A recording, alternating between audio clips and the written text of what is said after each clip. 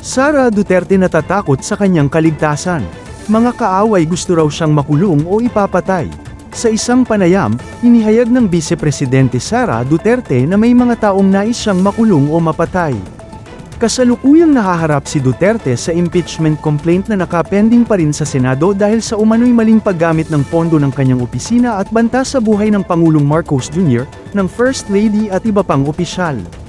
Ayon naman sa ilang kritiko ng Vice Presidente, tila napapraning lamang daw umano ito o kung hindi man ay kumukuha lamang raw ito ng simpatiya ng publiko. Dahil kung ano-ano na lamang di umano ang namumutawi sa bibig nito.